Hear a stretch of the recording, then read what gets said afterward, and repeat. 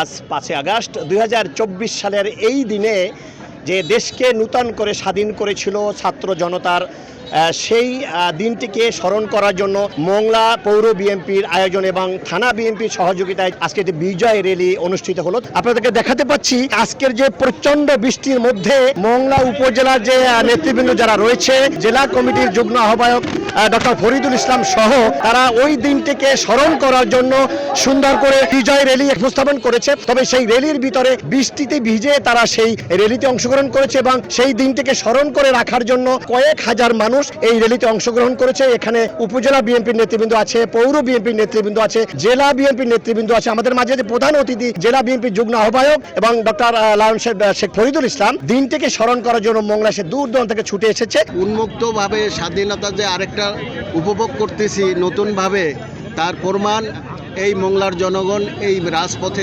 আবারও দেখালো। দলমত সবাই উপলব্ধি করতেছে এবং আনন্দ ভোগ করতেছে।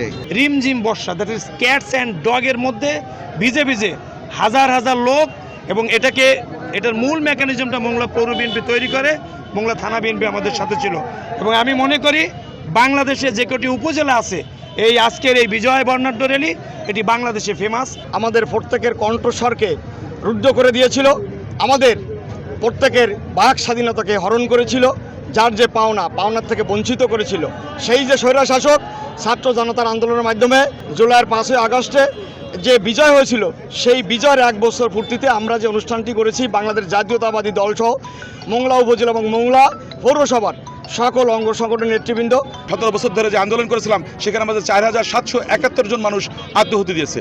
তো এই ধারাবাহিকতায় আমাদের যে অর্জন, আমরা মনে করি যে সম্মিলিতভাবে সবার প্রচেষ্টায়, আমাদের তারেক রহমানের নির্দেশনায় বিএনপি নেতাকর্মীর মাঠে ছিল এবং সর্বাত্মক এই আন্দোলনকে সহযোগিতা করেছে এবং তাদেরকে বিভিন্নভাবে সহযোগিতা করে এই আন্দোলনের চূড়ান্ত পর্যায়ে আমরা নিয়ে আসি। গত বছর অর্থাৎ 2024 সালের 5 আগস্ট যে এই দিন নূতন করে স্বাধীন করেছে, অর্থাৎ আওয়ামী লীগ সরকারের হাত থেকে দেশটাকে সুন্দর করে তারা কেড়ে নিয়ে আসছিল, সেই দিনটিকে স্মরণ করার জন্য আজকে সেই বিজয় র্যালি অনুষ্ঠিত হলে তাদের যে মুখের ভাষা কেড়ে নিয়েছিল, তাদের স্বাধীনতা কেড়ে নিয়েছিল, দীর্ঘ 17টি বছর পর তারা রাস্তায় বের হয়ে এবং গত বছরের 5 আগস্ট দেশ নূতন করে স্বাধীন হয়েছে, সেই দিনটাকে স্মরণ করার জন্য যারা আত্মহতি দিয়েছে, যারা শহীদ হয়েছে, তাদেরকে স্মরণ করে রাখার জন্য এই দিনটি পালন করেছে। এবং তাদের দাবি হলো এই দিনটিকে সবাই সুন্দরভাবে স্মরণ করে রাখবে এবং আগামী দিনগুলো যেন সুন্দরভাবে চলতে পারে। এছাড়াও পাশাপাশি তারা দাবি করেছে বাগেরহাট 3 আসনটি যেন সঠিকভাবে সেবা আগে যেভাবে ছিল, স্বাধীনতার পরে যে আসনটি ছিল সেই আসনটি অক্ষুণ্ণ রাখবে, সেই প্রতিশ্রুতি কিন্তু তারা এখানে দিয়েছে। মাহমুদ হাসান, সময় সংবাদ, মোংলা।